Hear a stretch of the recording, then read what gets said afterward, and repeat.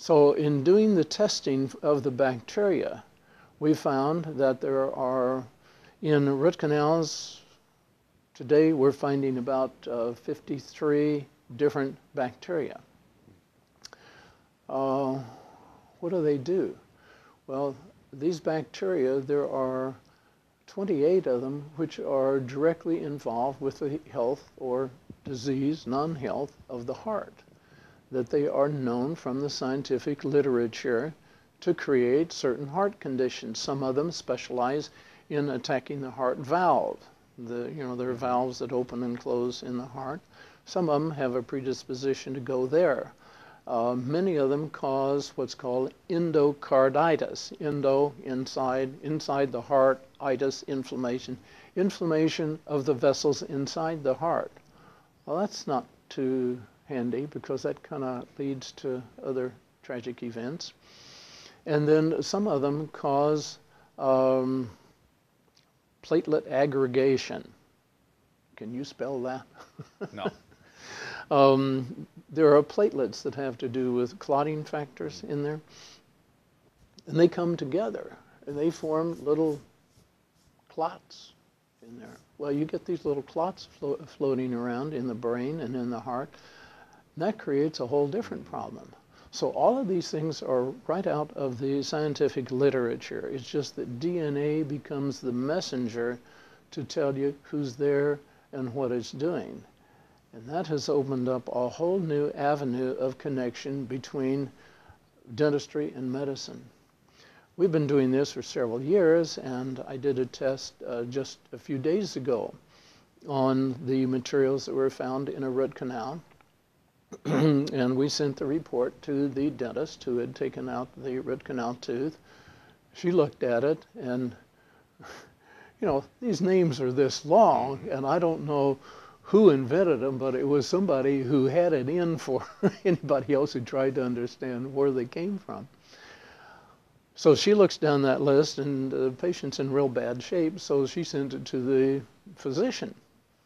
Well, the MD looks it over, and he calls her and says, "What should I do with all this?" So, each field is its own separate little thing. It's time to kind of get together, bring the family together, and make a team out of this. So then she called me and said, "What do we do?" Well, there are several things that we have been working with for the last 2 or 3 years that tame these bacteria. There are some things you can do that are bad. Have you ever heard of somebody taking an antibiotic because they were sick and getting more sicker? Why does that happen? Because there are 2 types of antibiotics.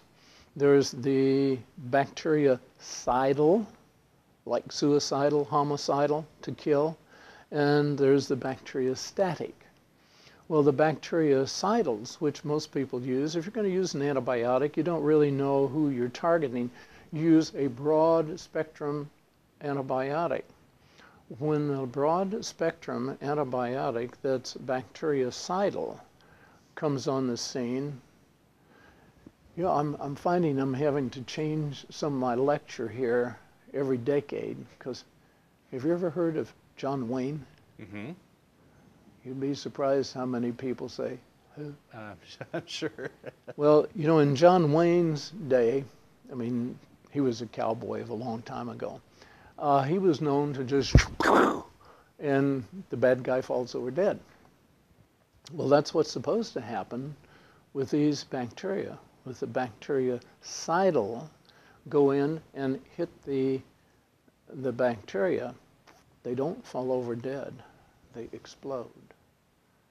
And you've got causes more problems. Lots of problems out there. Each one of these little things creates a reaction in the immune system. So the immune system has to go in and, man, instead of 1 bacteria, now I got 100 fragments I have to take care of. This overwhelms the immune system. So our conventional training in medical school, dental school, first 6 years are the same, goes right out the window if you're trying to help a patient. So we've tried to develop other technologies that are showing some promise.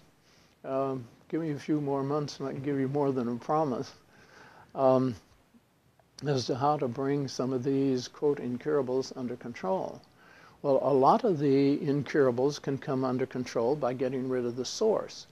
Well, what's the source? Many of the sources are from mercury.